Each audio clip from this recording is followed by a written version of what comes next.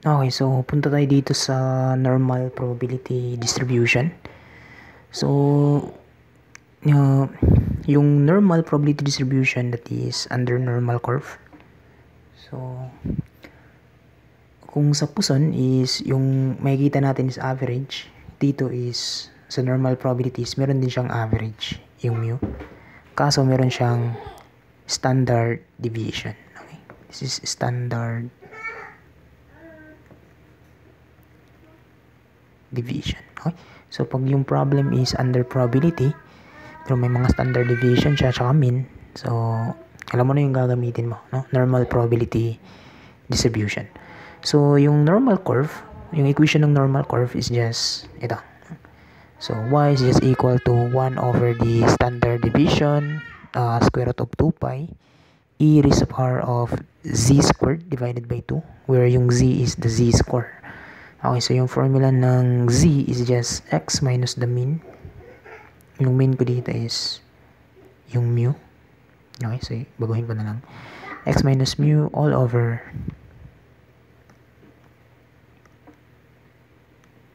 and all over the standard deviation. So yung concept lang naman dito is yung probability is just the area of the normal curve. Ano lang, no? So parang calculus lang yung approach dito. Calculus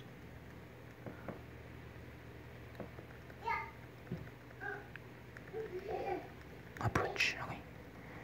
Mainly integral calculus approach. Okay. Sige. So, solve tayo ng problem. So, this is past CA board exam on May 2015. So, given dito yung average mean time of the light bulb of a certain brand, which is 2,400 hours. So, average. So, ito yung mu. With the standard deviation of 320. So, alam ko na standard, under to ng normal probability distribution. So, determine daw natin yung probability that the mean time of failure will be between 2,300 and 2,500 hours if the random sample of 20 light bulbs is drawn from a batch. Okay? So, bali, meron tayong sample na 20 light bulbs. So, kunin ko na lang to. Copy. And then, paste ko na lang yan dito. So, nag-draw tayo ng 20 light bulbs. Hindi ko siya kailangan eh. Yung probability ng mean time of failure will be 2,300 and 2,500. Okay? So, kung i-plot natin yan, kung ito yung mean natin, ayan, hindi ko na kailangan yung z-score yun. May approach na pwede mong i-change into z-score, pero hindi ko na i-change na. Para saan pa? So, 2,400. And then, dito is in between siya nung 2,300 and 2,500 hours. Okay? So, mas malagay yung 2,500. Kaya, andito siya sa right banda. Okay? So far yung equation, ito pa rin. So, bali yung kukunin lang natin dito is yung area bounded by this curve. So, makikita mo yan dito. So, ito lang na area yung gusto nating kunin. Kasi yung area ng normal curve is also the probability. Kasi yung pinakamalaking area ng normal curve is 1. Okay? Pinakamalaki. Area of normal curve is 1. Yan yung pinakamalaki talagang area. Kaya, na-relate siya sa probability. Okay, so, punta tayo dito. So, yung area is just integration. So, start ako dito ito muna. 1 over yung standard deviation. Standard deviation natin is 320 given. 320 square root of 2 pi. Then e to the negative yung z natin is just x minus the mu all over standard deviation. So therefore that is x minus yung mu natin 2,400 all over yung standard deviation 320. Then ito daw is square natin, then divide natin ng 2. Okay, so since integration to, so dapat naka dx na. So we have x sub 1 that is 2,300 and x sub 2 that is 2,500. So ito na yung area. So yung area is also the probability. So yun yung magiging sagot natin. Okay, so computing ko muna dito sa calculator. So, bali meron tayong integration nung 1 over 320 square root of 2 pi, and then we have shift e, sana yung e?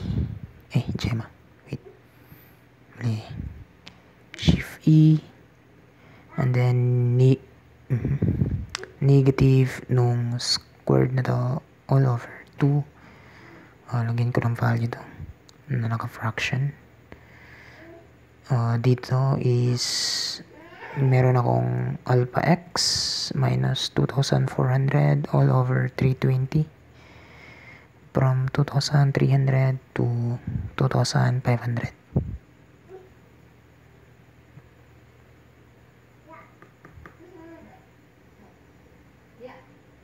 Ayan, so meron tayong 0.24534.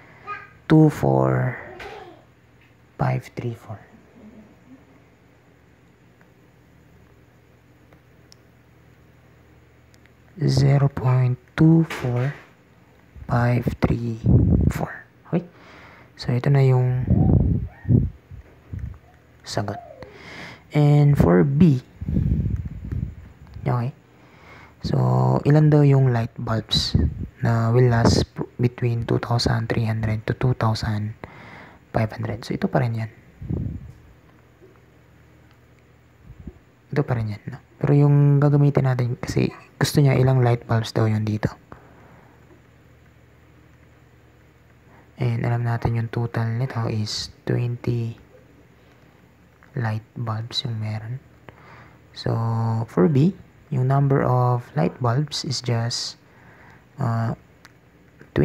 Then, yung probability na andito siya sa part na yan, kasi gusto niya between 2,300 to 2,400.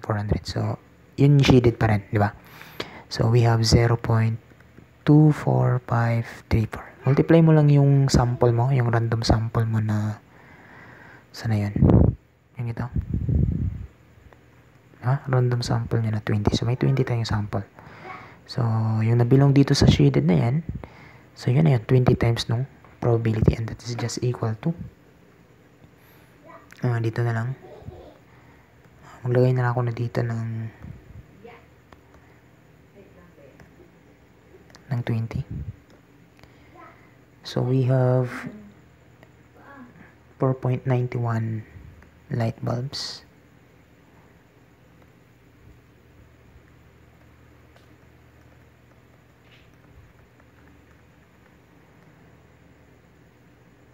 Okay, so use 4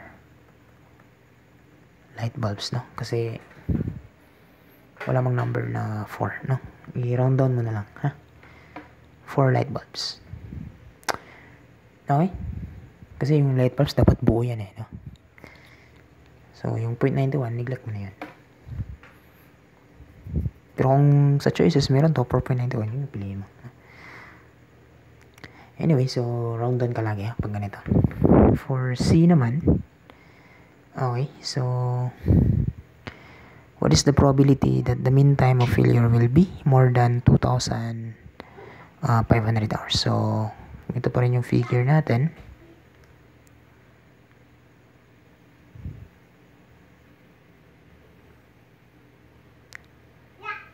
Okay, ito pa rin. Pero yung gusto nyong makuha ngayon is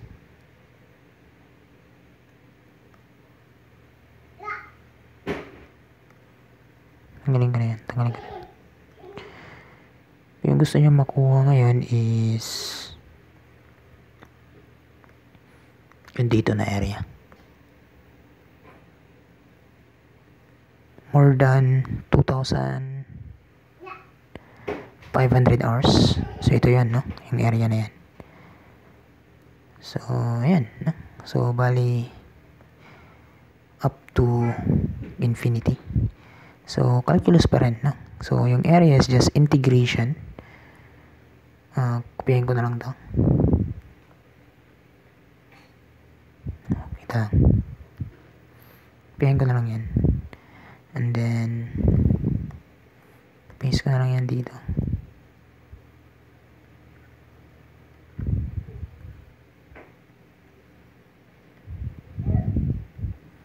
Ayan, ang magbabago lang is yan dito. Okay, so magbabago lang to. So this is 2,500. Dito is dapat infinity, no? Pero di natin malagay yan sa calculator, no? So assume na lang ako ng, kasi makikita mo naman dito, no? Once yung number natin is sobrang laki na, liliit na yan, no? Halos magkuklose na yan to 0. So any value na lang, no? Pwede 3,500. Try natin 3,500 para makita nyo din yung changes nya. So tanggalin ko na lang yung 20, hindi ko kailangan to. Let's say ito yung 3,500. So yung value nito is, ay wait, dito dapat 500. 0.377. Palitan natin ng 4,500. Ayan, no? Palitan natin ng 5,500. Infinite, eh. So, ini number. Palitan natin ng 75. So, may kita mo na halos 0.37733 na lagi, no? Palitan to natin ng 9,500. Parang hindi na wala na isbog ang number. Ayan, 0.37733. Yan na yung kunin ko. So, 9,500 yung inassume ko nun. 9,500. So, yung sagot is 37733. So, ito na yung sagot. Okay, so ganito lang yung normal probability distribution. So, maalaman mo lang kung meron siyang standard deviation or mean na binigay sa problem. Okay. So, pag ganun yung pagka-construct ng probability na problem, so ito talaga yung gagamitin mo. Diba? Iwan ko lang kung may naisip ko pang ibang way na mag-solve ng ganun. So, yan na, no? So far, ito lang yung mga random probability distribution na common natin may encounter. So, pala marami pa to. So, yung sekreto lang talaga dito sa probability is to solve as many problem as you can. No? Kasi yun lang man din yung sekreto. Solve ka lang talaga ng maraming problem related to probability. Maliit lang man din yung problem ng, kasi yung probability sobrang liit ng problem pero sobrang hirap. No? Ganun yung probability, no? Parang grabe yung twist ng problem. So, practice ka lang talaga ng mag-solve ng probability distribution. So, ina-advise ko na pag mag-solve kayo, huwag yung walang sagot, no? Mag-solve kayo, yung may ready-made na ng mga, may solution na, para guided ka, no? Lalong-lalo na kung kakasimula mo palang mag-solve, no, ng mga ganyan. Pero kung pro ka na, so pwede nang walang solution, no? Para matest mo kung gano'n ka pro. Okay, so yun lang guys. So see you in the next video. Thank you.